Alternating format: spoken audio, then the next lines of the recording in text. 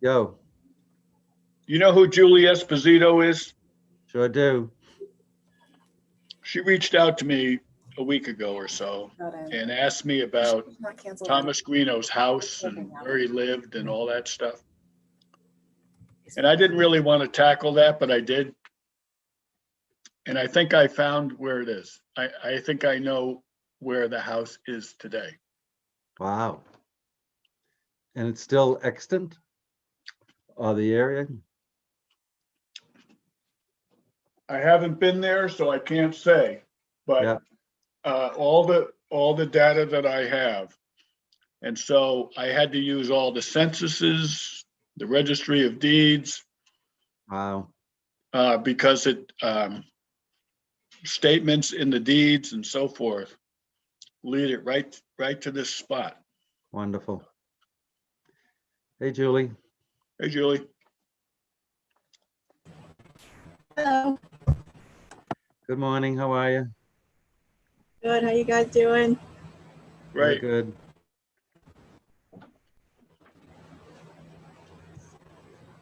Hi, Grace.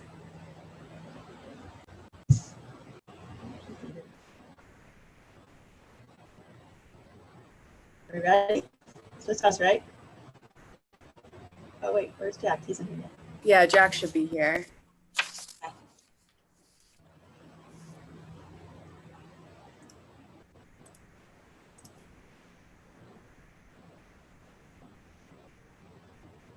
I like your background, George.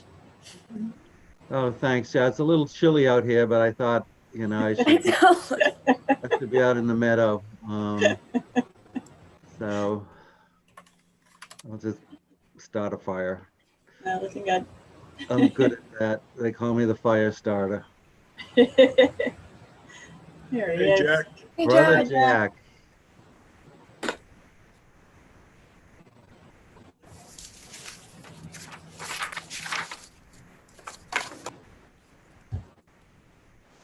All right, everybody is here. Good morning. Hey, Mr. Jack. Good morning. All Hello. right, I'm going to open the meeting. I'm Julie Mockabee, Chairman of the Historic Commission, and I'll be taking roll call for quorum. George Lama, Here. Jack Duggan, Here. Bob Kelly. Here. All right, we have our quorum, and I'm going to call the meeting to order. And I'm going to have our moderator Grace explain how our remote participation will work before proceeding. Grace? Great, thanks, Julie. As a precautionary measure to reduce the spread of coronavirus, all town buildings are closed to the public, and the January 22nd, 2021 Historical Commission Town Seal Subcommittee meeting will be held by remote participation. My name is Grace Rogers, and I'm the Office Administrator for the Yarmouth Historic Commission and will be serving as moderator for this virtual meeting. Although no in-person attendance will be permitted, every effort will be made to ensure that the public can adequately access and participate in the proceedings. Persons who would like to view or listen to this meeting while in progress may do so by watching via this virtual meeting or dialing in to the number provided on notice of meeting. We will also post a recording on this meeting on the Town of Yarmouth website as soon as we are able to. Please be patient as we work to overcome any technological challenges with the virtual meeting. Sorry for the background noise. For all meetings, to reduce confusion during the meeting, all audience participants of the virtual meeting entered into the meeting muted. Participants will be unmuted when called upon to speak by the chair or moderator. If you are not speaking, please mute yourself to avoid unnecessary background noise. All votes must be roll call votes. After a motion is made and there is a second, the chair will ask for a roll call vote. For applicants and presenters will be made temporary panelists in order to share their screens while giving their presentation. All presenters and speakers need to identify themselves by first and last name and affiliation when speaking. Non-presenting applicants may use the raise hand button or press *9 on their phone to identify themselves to the chair. The moderator will unmute applicants when they are called upon to speak. For public participation, comments or questions from the public will be taken at the discretion of the chair. Members of the public may speak by selecting the raise hand button and waiting for the chair to call on them to speak. If you're dialed into the phone number provided, please press *9 on your phone to indicate that you would like to comment. Members of the public recognized by the chair are asked to identify themselves by first and last name and affiliation for the public record, and then provide their comment each time they're asked to speak. I'll now hand the meeting back to the chair. Thanks, Julie. Thanks, Grace. All right, I'm actually going to hand everything over to George. So he's going to take this one today. I suppose if we are doing any votes, I can do the roll call for vote. But George, take it away. Thank you, Julie. Before we start our discussion, I'd like to read into the record how we are here today. And I passed out a draft project plan, and the first two paragraphs,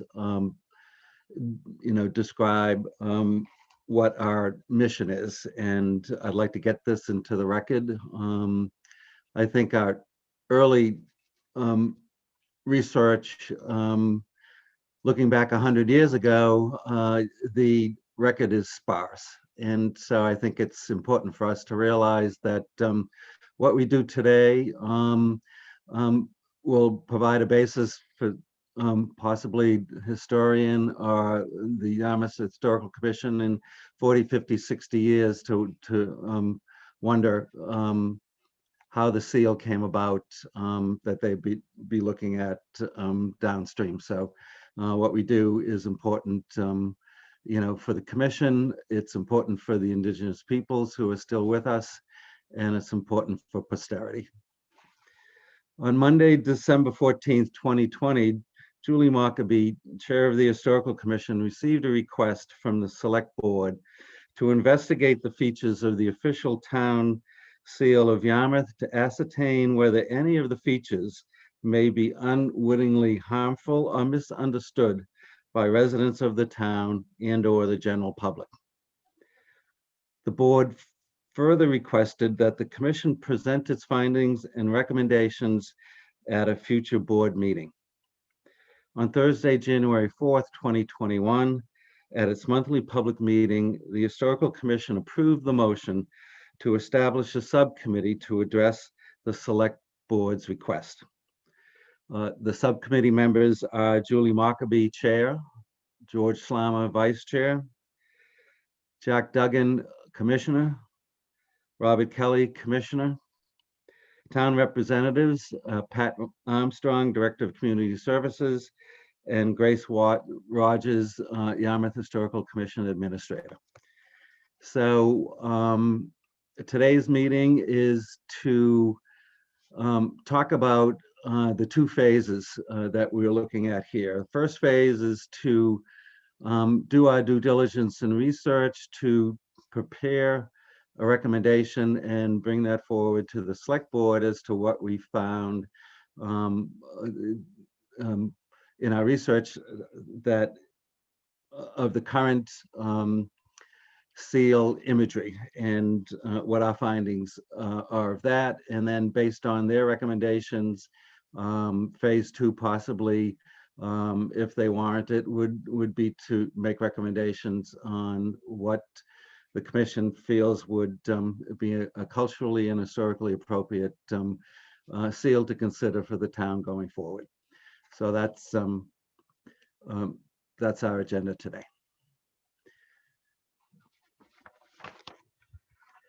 So, so my suggestion is today is to talk about the history of the Yarmouth Town sealed, what we know at this stage, what resources we've identified, which ones we hopefully can find more information on, and based on the meeting, have folks step up for certain pieces of it to continue the research. So I open it up.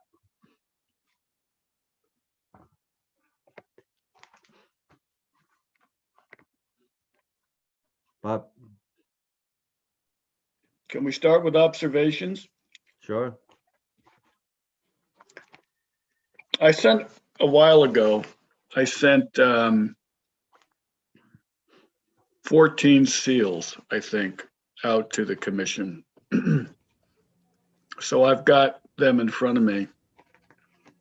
And I just wanted to note that there are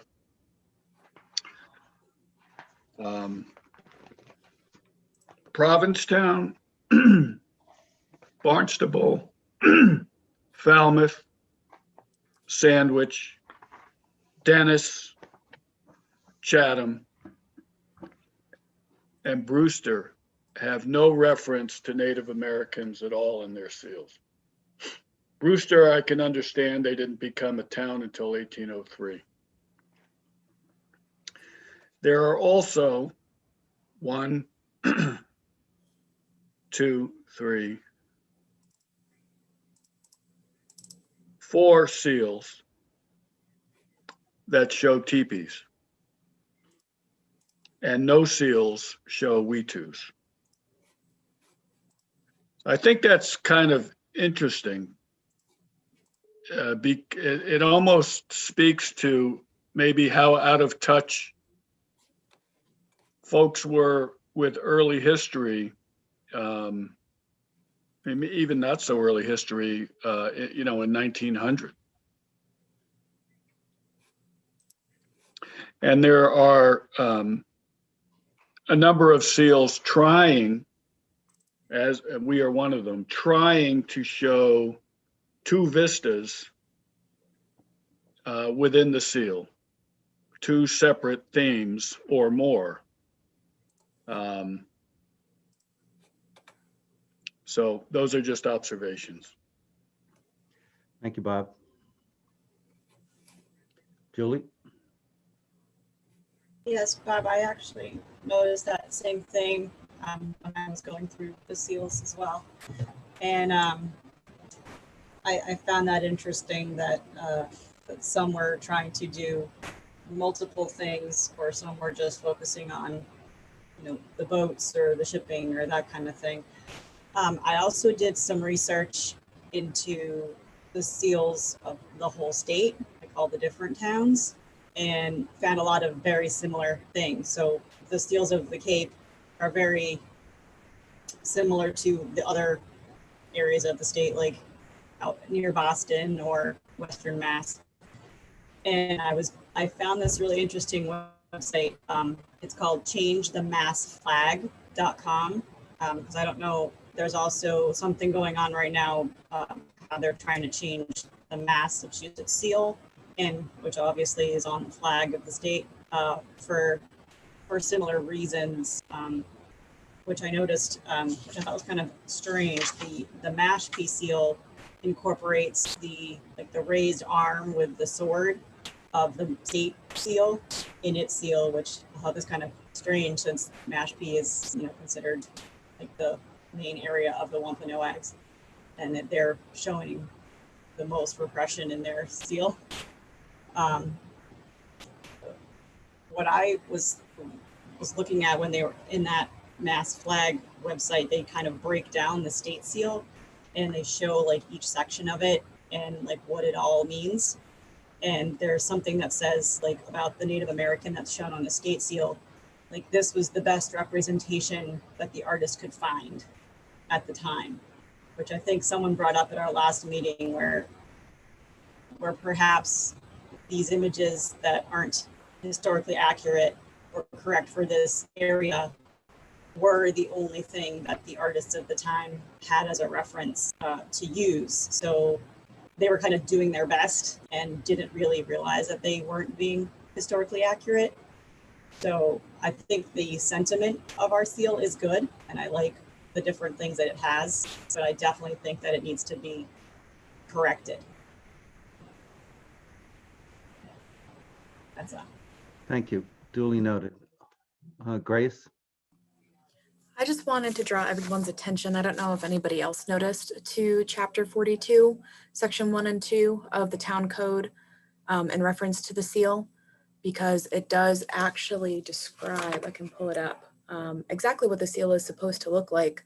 And one of the references within it is that the teepee is really supposed to be a wigwam, which would be a wetu for the our region of Wampanoag tribe. So I just wanted to make that known as well, that it is depicted, the teepee part anyways, to be actually a wigwam. So I thought that was interesting. Grace, what's that document, and is that a Yarmouth document? It is. It's in our bylaw, actually. Let me pull it up for you guys.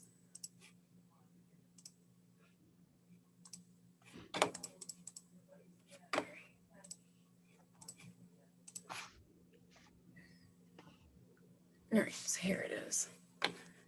So yeah, the description. The town seal shall be circular in form and 1.5 inches in diameter and shall be described as follows.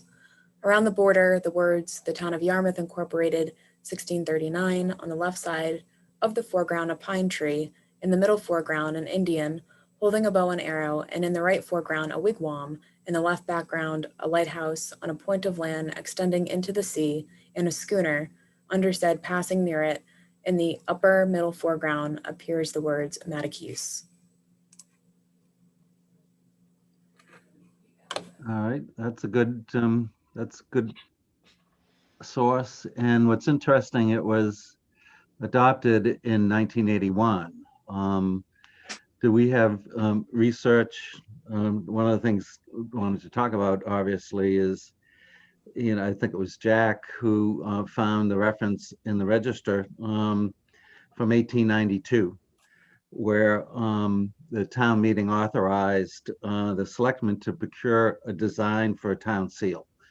And so that's, one of the things that, I wanted to discuss, and can we find more information on that? And would the town have documentation? I would think they would, of that. Town I'm meetings, sure. annual plans.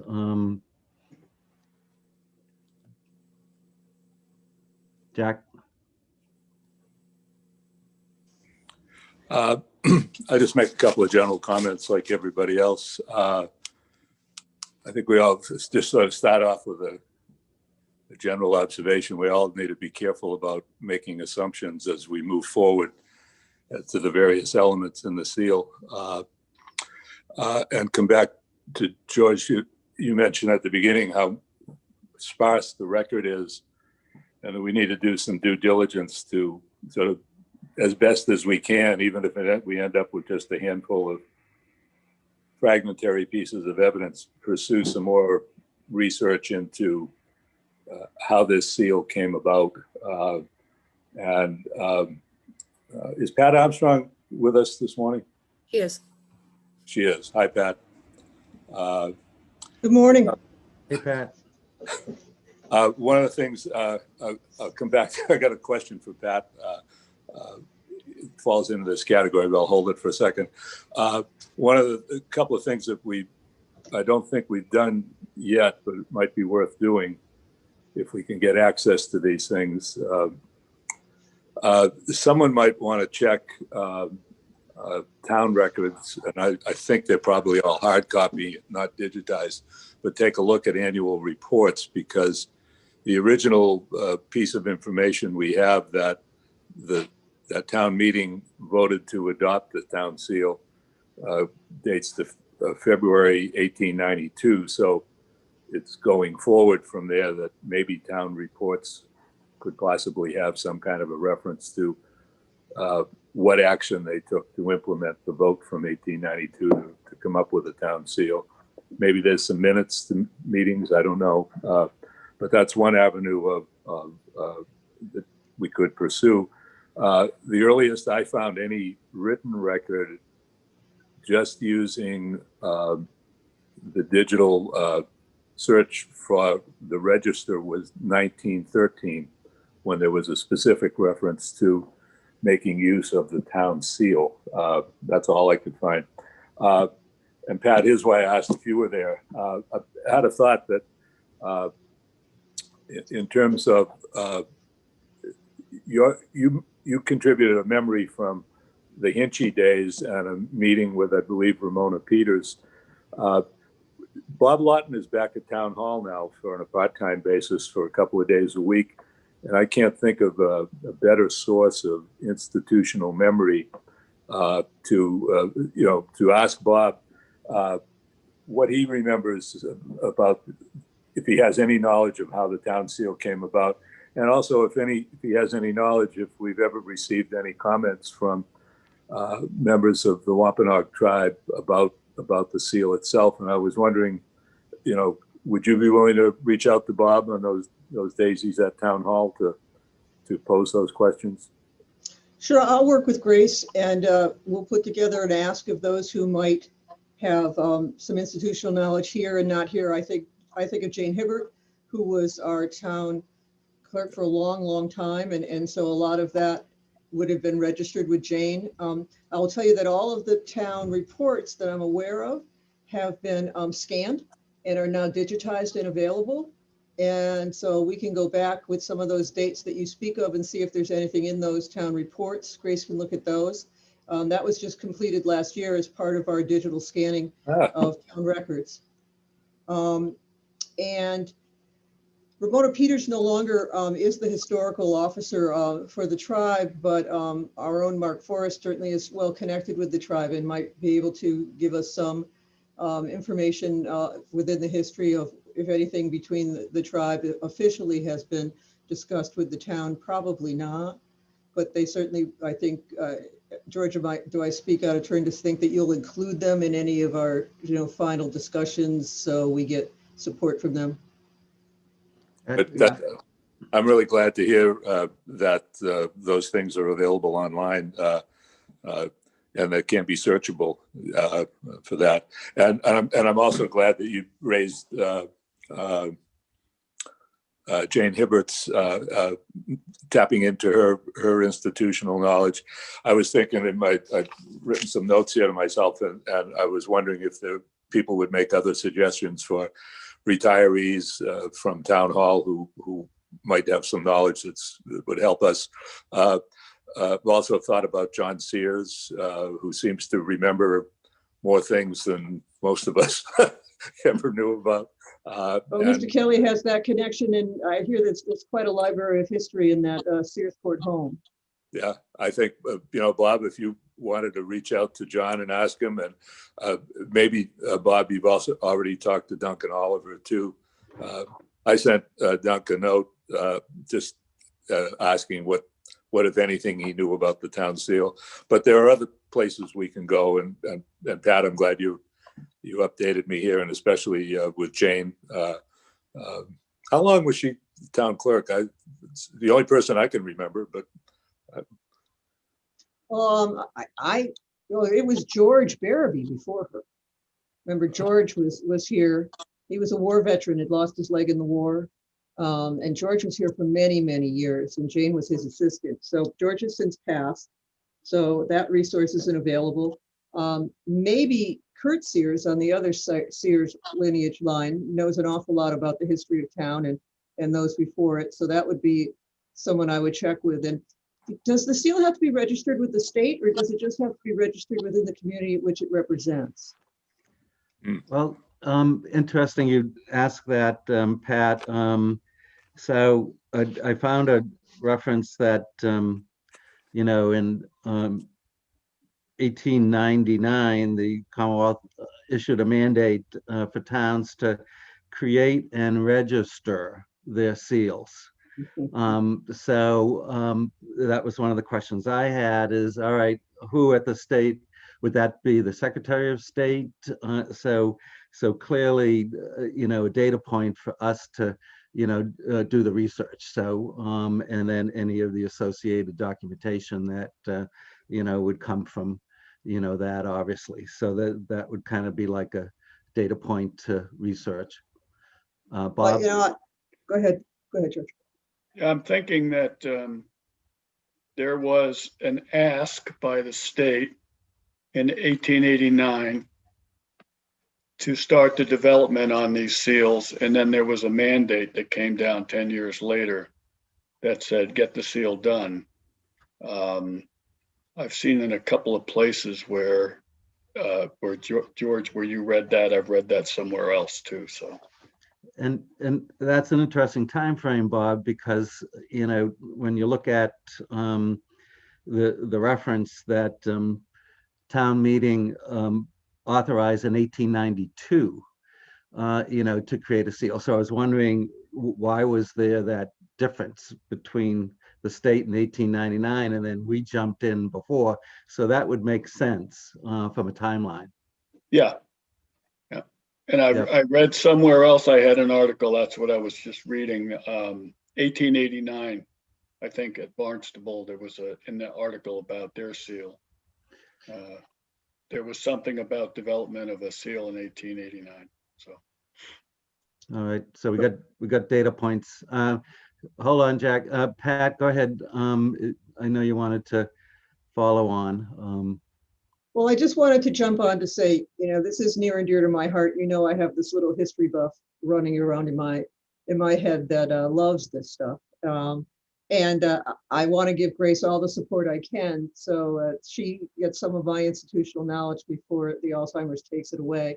But I'm joking. But anyway, I think there's some resources that we've been careful of. There's some wonderful resources in the clerk's office and old books that will get her familiar with in that safe, and then also a lot of this digitizing. So, and the Sturgis Library, which we all know has a great resource of a lot of old records and things. So I might not join your meetings all the time, but Grace is going to keep me in the loop to know what's happening. And I jumped on this morning because I saw my words on your agenda and said, I think I better show up and at least explain what I was getting to. But anything I can do to help the Historical Commission, I'm available to do that.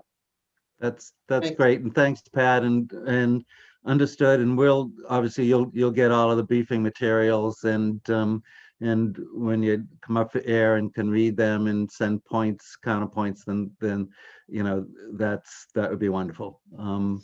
Yeah, get me through a annual town meeting sometime in the spring outdoors, which will be a new adventure. So that's my new focus at the moment, with a couple Sounds of other good. things. Bob? Can anybody get me clearance to take, so I can go in and look at some of the clerk's writing records? So in other words, for this period of time. Pat, you said these are all digitized? I don't know if that which is in the safe behind the clerk's office is digitized. I know that all the town reports have been digitized, and there's quite a resource of digitized, scanned information there. But when I was doing the cemetery history and looking back on deeds, because we had the fire in the it was that fire of the clerk's house, a lot was lost, but that was before this 1889 Yeah, or 1827. Right, so these records should be available somewhere. And I would assume that if they're anywhere, Jane Hibbert might be aware, or they might truly be in that closet. There's some great stuff in there, Bob. We could lose you for weeks in there. Well, the question is, am I allowed to get in the building? Well, that's it. And there's a limit of who can be in the building, and we haven't opened to the public again because we're still in the red. And as a volunteer official, we might be able to work out a ability for you to either get in the building or be allowed to view the books in a clean, safe conference room that wouldn't get you anywhere else, like conference room A. Grace, he could come up the back door and go into A and not be with anybody. And we might get permission for that. And then you can meet him back there and let him in. Let us do a little. Heaven. Yeah, well, we don't want to be a little like heaven. I'm not here. I'm in the basement. That's a whole different place. But certainly we'll try to do that for you, because I don't want to hold up the project by holding on to the records and not letting you see. But I'm sure the clerk's not going to let them out of the building. Okay. No, I don't need them out of the building. I would just like permission to come into the building.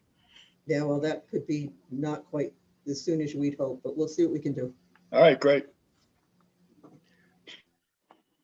Jack? Before Pat leaves us, I'm a little confused. What records are online? I've been able to, in the old days, sit at town hall and read a lot of really good things that have been preserved well by professional archivists.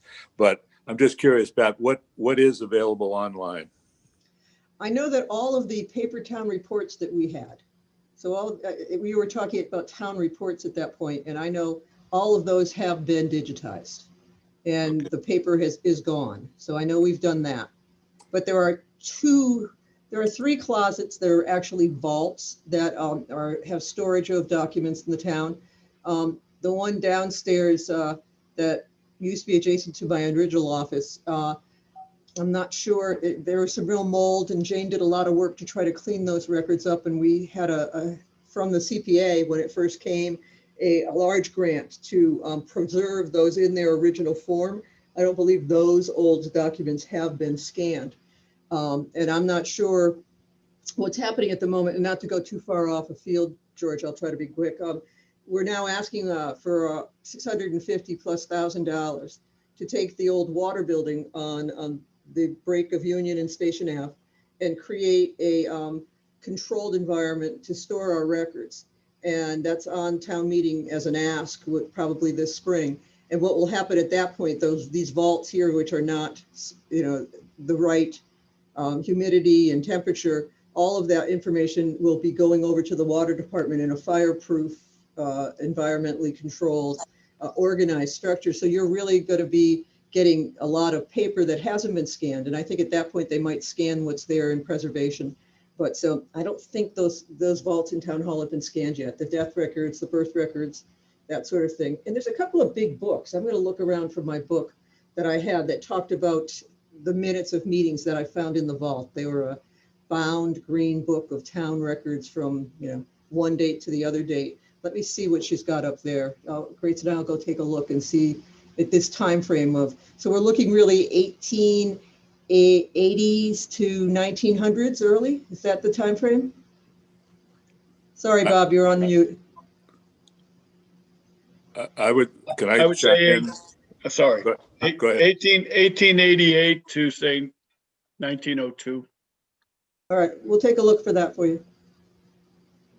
I think our seal was actually created in 1900, but I'm not sure. I'm not positive about that. Jack? Pat and Bob, I'd like to extend the range on either end of those dates. I think we should use 1892, which is when town meeting adopts authorizes the seal, and for the want of a better date, the 1913 date where I was able to find the first written record in the register to a seal, and that covers a good period. I think. Come back to the point of why I asked Pat about the point of. Thank you for clarifying my confusion.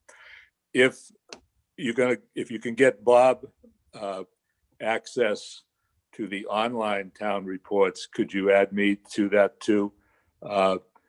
Since we're not going to be able to come into town hall for a while, but if I wouldn't mind at all looking through the town reports if they're online for the purposes of this subcommittee, and then other things that we have to do as commissioners in general.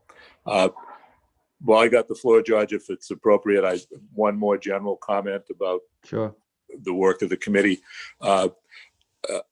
It's very natural for us to focus on the graphic design that we're looking at of the town seal, of the pine tree and the human figure and the teepee and the ship and whatever. But while we're re-looking at this seal, I would suggest that we also look at the word Mattachese and to see what knowledgeable people nowadays, a whole 120 years later, might have to say about that particular word in that translation. And when I suggest that, I'm thinking of Jessie Littledoe Baird's Wampanoag Language Reclamation Project. I don't know whether the work that she's done would be helpful to us, but I think it's certainly worth asking a question. We're looking at correcting inaccuracies in this. So let's look at the word too. That's it. Thanks, Jack. Good points all. Bob?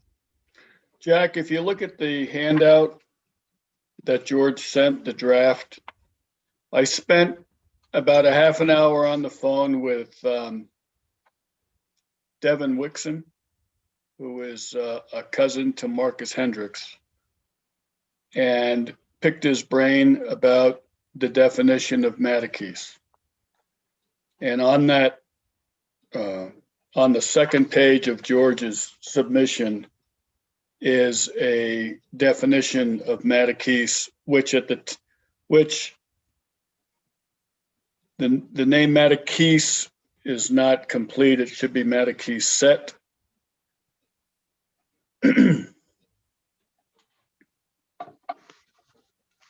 I'll read it for those who don't have in front of them. The area which bordered Nantucket Sound to the south was known as the South Seas, and the whole of the area that is now Yarmouth was referred to as Mattakese in native tongue. Mattakese meant old lands by the borders of water. Another definition was big sky, meaning that there was no obstruction between the shoreline and out into the ocean.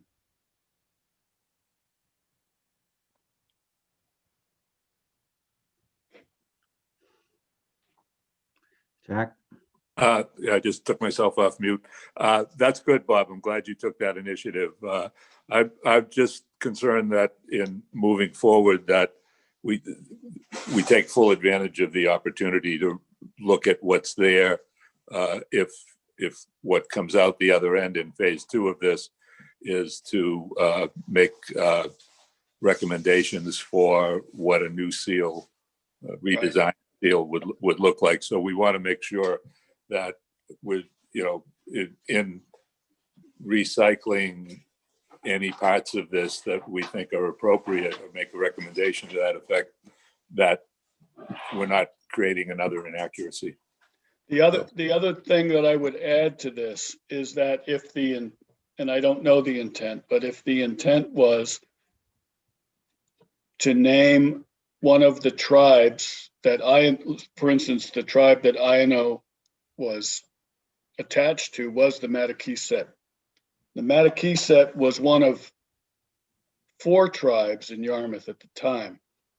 So by only putting Mattakese, you're not really representing the other tribes, which were the Pockanuckets in the south, the Nobscusset by the current Dennis-Yarmouth border, and the Saquatucket, which is Yarmouth used to go all the way to the Harwich border. So they were in the northeast end of by Cape Cod Bay, up in that area where Brewster is today. So those were all actual tribes within the bounds of Yarmouth. And those tribes had been depleted greatly after the disease hit in around 1603, 1604, and decimated more than half of the population. They left these pockets of villages, and these 4 were within the Yarmouth borders. Thank you, Bob. Again, just to frame what we're hearing about, phase 1 is to look at the seal, make ascertain whether any of the features may be unwittingly harmful or misunderstood by residents of the town or general public. So what we're looking to do is to ultimately prepare recommendations for phase 1 to the board. And the key, I think, words there are the unwittingly misunderstood or harmful. So Jack, good points. Clearly what the rubber meets the road if the board agrees with our recommendations that the current imagery is unwittingly misunderstood or harmful.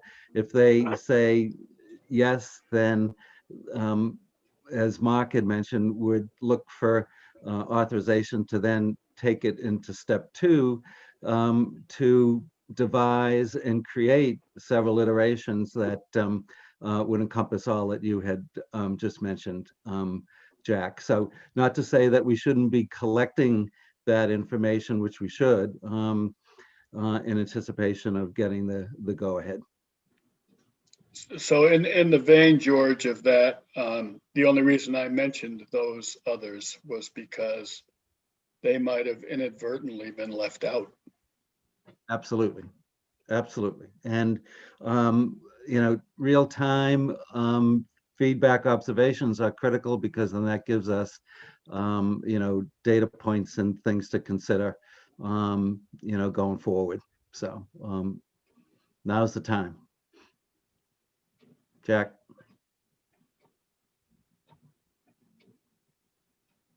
I can't hear anybody. I don't know if you can hear me. Yes, Burley, can you hear me now? I can hear you faintly. I missed all that you had said, and Bob, in the last couple of minutes. So I wonder if that's a setting on Grace. Can you help Jack with that? Is that I think that's for his device, maybe. right? Jack, on your keyboard, you should see 3 keys together. One's a little speaker with an X, one's a little speaker with 1 line, and one's a speaker that has a number of lines. That's your mute and reduce volume and increase volume.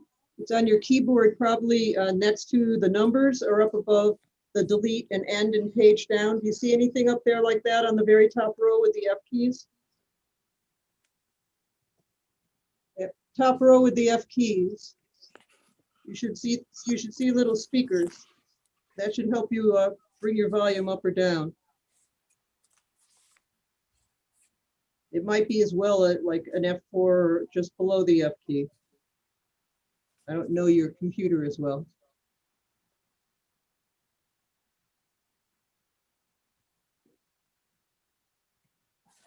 You can't get into his computer to redo it. Yeah. Okay. Sorry. So Grace, I noted that we're recording this. Yep, and it's live on the YouTube page currently. So Jack, suggest that you can pull up the recording and in a nutshell what we summarize. Can you hear me now, Jack? On a scale of 1 to 10, you're about a 1.5. All right. So I don't you know have what a technical. I don't know what went on here. I've got my my volume up all the way. It was fine until a moment ago. I think the problem's on my end, not yours. So try a phone. Jack, Can I make a quick? If you guys can hear me, I'm going to log off and come back on. Okay, good. Bye.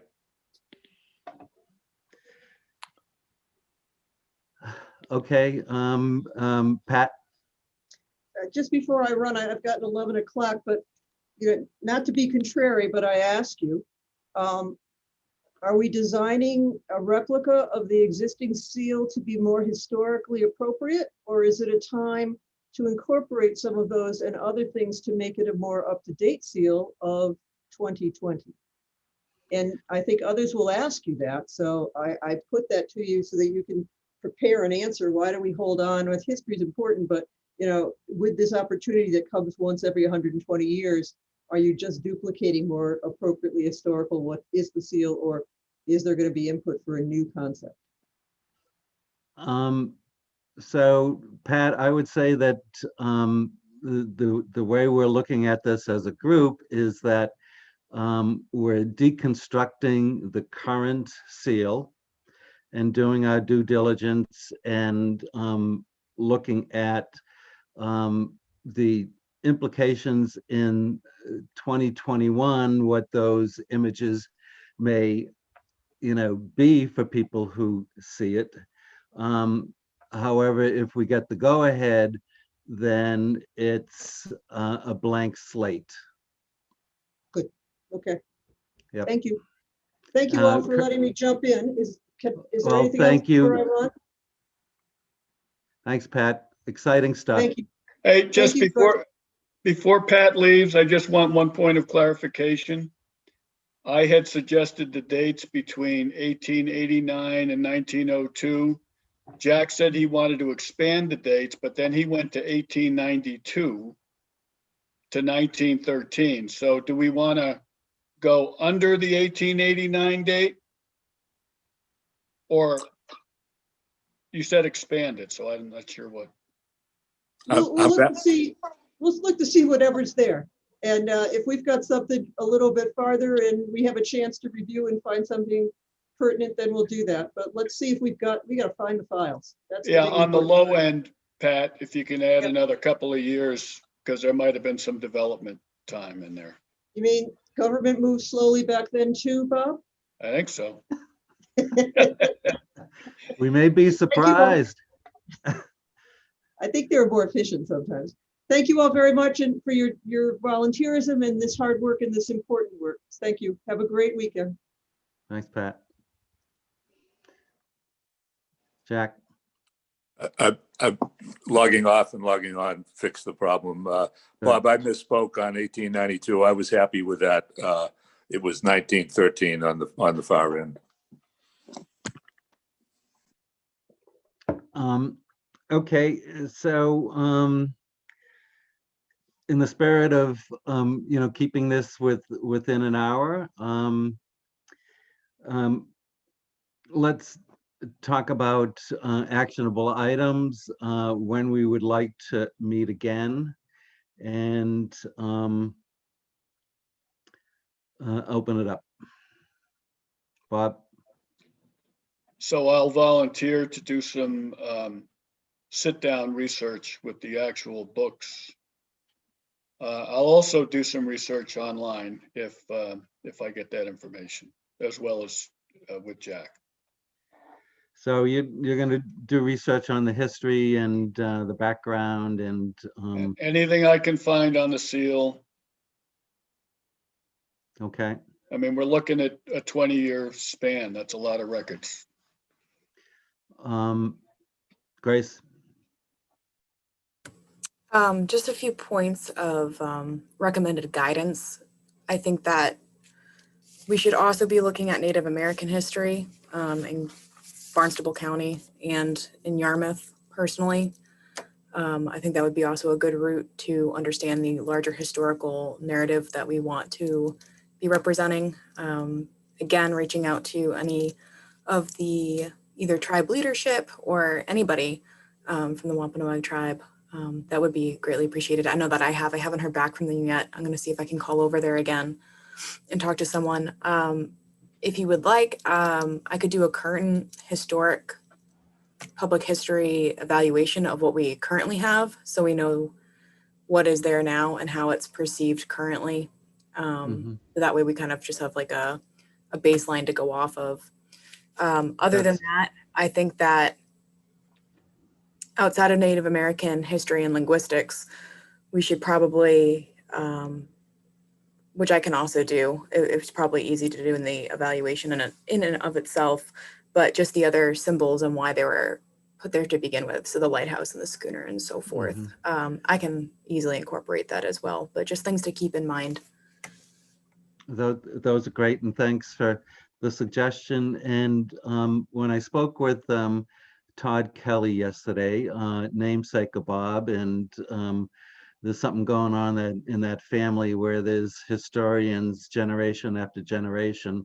And he recommended watching a video, We Are Still Here is the name of it. And it's about the resurrection of the Wampanoag language. I had seen a little bit of it a while ago, and I went back to this morning to see it, and I think it'll be a very valuable resource on that. And I would like to step up for the Native American side and have contacts with David Wheaton, and contacted Miss Peters on a sort of related issue, but not a town. My wife Margaret had done a post on the Mashpee 7. She has a human rights blog at home where she teaches law, and she had done a post which I will send out to folks, and sent it to Miss Peters, and she wrote back. So and where she's quoted in a number of the newspaper articles. She obviously is a key resource. And Bob? Yeah, is that Paula Peters? Yes. Yeah, she's the active one now. I think Yep. her sister Ramona is somewhat Right. It's Paula. Yep. retired. I just want to, I don't really know how to say this without just saying it. I would be careful about approaching the Wampanoags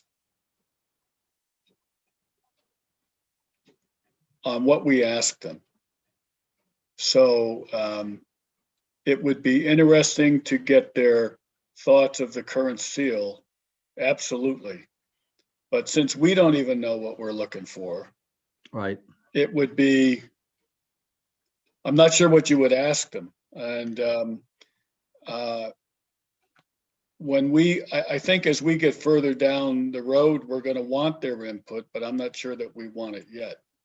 Yeah, and I agree, Bob, and I was thinking about that, and my thoughts are, especially where we could probably go before the selectmen and say, hey, based on what's in the public record, Ms. Peters is on record to say that there were no teepees.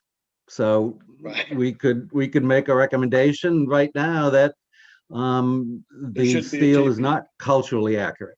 Right. So I agree 100%, Bob. And my thought is that it's a courtesy to reach out to her to say, hey, the select board has asked us to take a look at that. We have a subcommittee, and we have your, words regarding other, and just wanted to let you know and see if you have any comments. So absolutely. And then the rubber meets the road in part 2.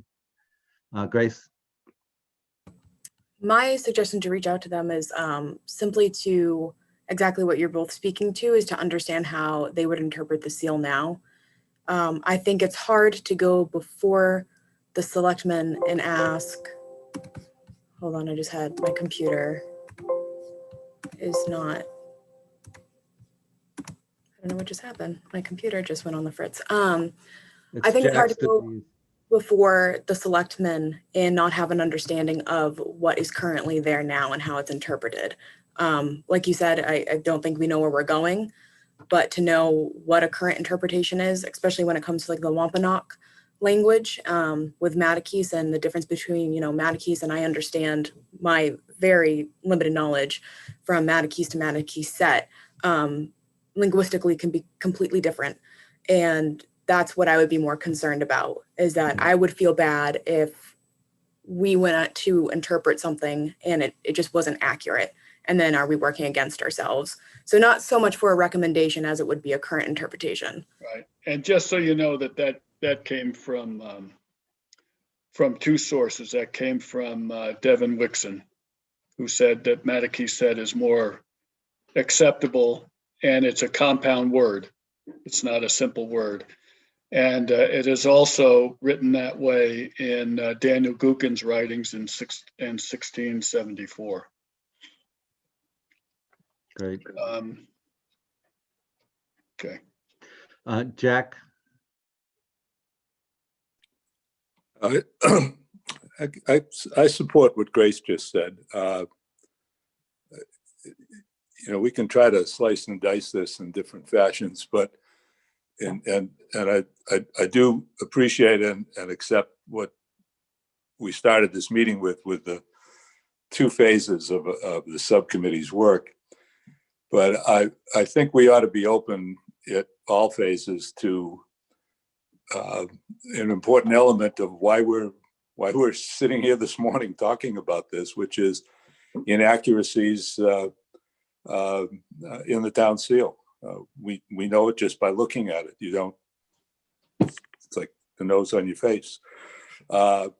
And we're a public committee, and we're having a public meeting this morning. If somebody from the tribe called in, that's fair. And if we had Yarmouth residents of Native American background who wanted to have an opinion on this, we should listen. So I think I'm in agreement with Grace. I understand there's cultural delicacies here that we need to pay respect to, but I'm having trouble in accepting the notion that where we start listening, and I think the listening should begin now. Is, you know, boil it down to the essence, and not wait. We could schedule things, but I think if anybody wants to volunteer an opinion from a Native American standpoint, we should be open to listening to it. That's it. Just one last thing, and then I'll shut up for the day.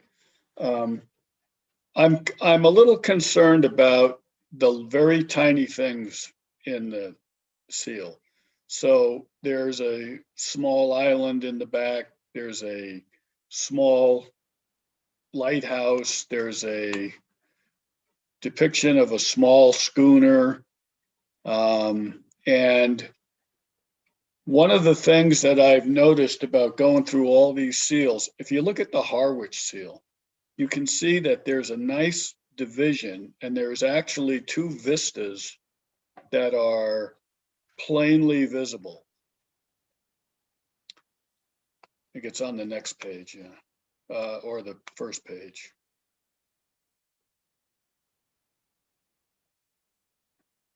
Next page. There should be, yeah, there should be 3 pages.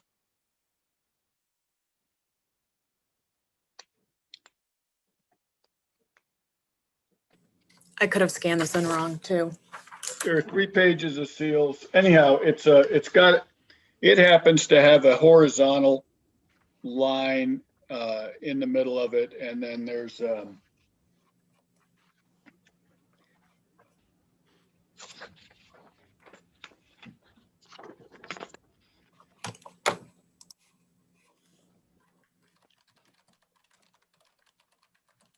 you all see that? Yes.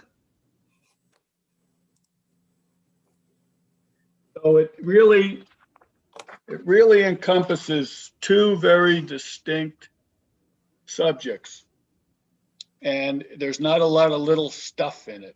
So it's just an. You muted. I think when there's little things in there, it causes confusion, and I don't know. It doesn't look right to me. I don't know. Yep, great point, Bob. And again, you know, the development phase will be interesting and wide open. So, and, you know, and to Jack's point again, you know, a lot of data points, whatever feedback we can get, you know, Bob, you reaching out to, you know, to Mr. Wixon, you know, Jack, using your skills, you know, I mean, this is not a bureaucratic, you know, we have to do this by the books. I mean, this is, we don't have a lot of time. I mean, next meeting, we can see where we are and discuss when we would think we would want to put this on the selectmen agenda. So no constraints here. Julie? Thanks. I also agree with what Grace was saying earlier, and I would like to kind of try to do some research on not just on our seal, but I think it's important, like Bob's giving us the pictures of all the other ones here of Cape Cod, but kind of like what other history of seals. I was going to check with like the database from the Nickerson archives at the college to see if they have anything.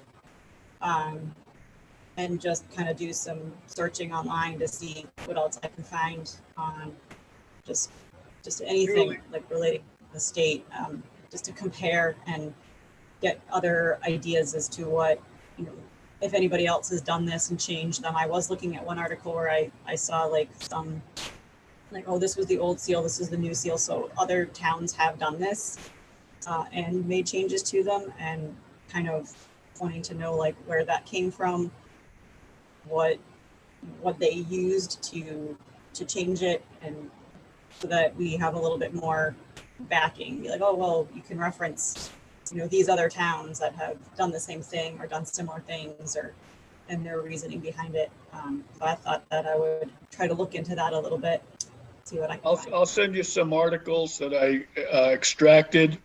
One is on the Dennis redo, one is on the Barnstable redo. Yep, I read the Barnstable one. Yep. Okay. Mm-hmm. It's That's great. interesting, the Dennis redo, they didn't redo anything but make the ship more relevant. Yeah, that's kind of what Barnstable did too, right? Were they like changing the sails or whatever? It wasn't depicted correctly. Great. Thanks, Julie. That'd be helpful. Jack? There's a more current redo underway right now in the town of Mashpee that, Julie, that maybe you could reach out to your counterpart on the Mashpee Historical Commission to see if they've got any lessons learned to share about where they are in this process. I'm not sure exactly where they are. They're in the middle somewhere, but they haven't come to the end. But Yeah, I read about that too. Yes, I will. I do. Yeah, good point, Jack. Thank you. Uh, Go ahead. George, one thing, I'm prepared to help on in any kind of category here, but I'm going to beg off for immediate taking on any immediate task between now and the first week of February. I've got a lot on my plate to meet a MHC matching grant application deadline.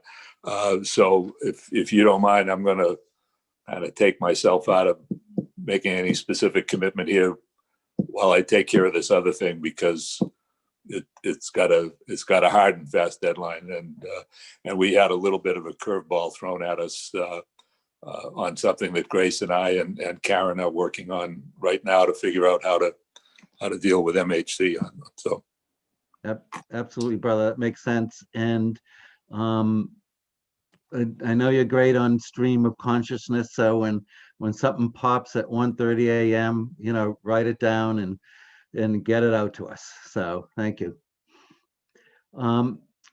So I think last piece of business, when would we like to get back together? Week from now, Bob? Why don't we give ourselves some time to do some research? Okay. I'm hoping that Pat will come back with either a link for the digital or permission to see the books. Great idea. Why don't we schedule a suggestion? We schedule something for 2 weeks from now. Sounds. Or is that sounds too good. late? Is that too late? Well, open it up. What do people think? I Yeah. mean, Why don't we meet next week? What the heck? Jack? we have a regular meeting on the 28th, which is a week from today. Have our regular meeting next week. Yeah. So. But we won't talk about this in the regular meeting, right? No. Yeah. So why don't we book next Friday? I I like your idea, let's just spend whatever time we need, given how busy people are, and then check in at our meeting next week. At the end, we can hang in at the end of the meeting, and then just see where we are as a subgroup, and then decide going forward. And maybe suggest as we get tidbits and so forth, either send them out to the committee, or if you want to send them to me and I will coalesce them and then get them out. But let's do our deep dive and see what comes up. That's my suggestion. I think that's a good idea, George. Let's just briefly talk about it just at our regular meeting, just Right. to see where everybody's at. And if we have enough to discuss, we can put a meeting on for like the following week so we have enough time to post it. And if not, we can set it for whatever makes sense. That's right. Grace? You guys can always schedule a meeting, kind of like a deadline driven goal, because I think we have some really good momentum. And I think that's kind of the angle that Bob's coming at. And I don't want to lose that, because I mean, it's easy to get busy with this. I mean, you guys can always schedule a meeting, and then if you need to reschedule, that's why I'm here. So, well, in that case, do you want to set something maybe just for the first week of February? The 5th would work if you are all set with Friday meetings. Yeah, good suggestion. Let's look at the first week in February.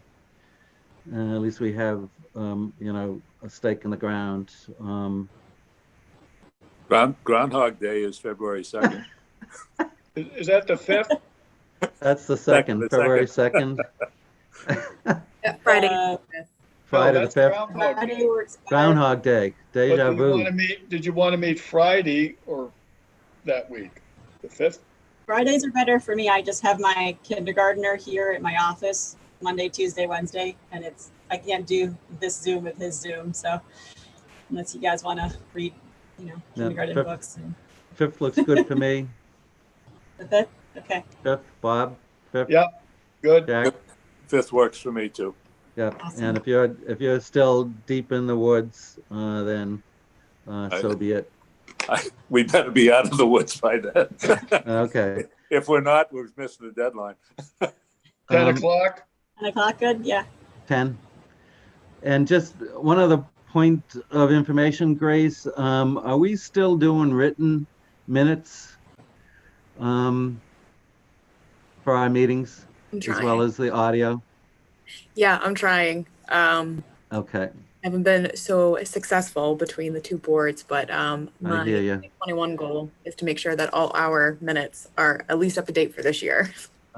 Grace, you Common- got to get that kind that actually print out from the speaking. I thought about that because I forget that Zoom often does the transcription. So I should probably start doing that so we can be Yeah, absolutely, as a beginning. And if you're recording it, it should convert to a transcription, because clearly I think we should anticipate there's going to be a lot of interest in this, and hopefully from residents, but more importantly from the press. Yep. And so whatever we have that we can say, hey, here are the minutes, here's this, that. So but they have this video, right? They can go out and look to, but Yep, it's always on the YouTube channel. yep, cool, great. All right. Okay, looking for a motion. Bob? I move we end the meeting. I second that motion, and I ask Grace to give me a call after the meeting so we can talk about the MHC, please. Yep.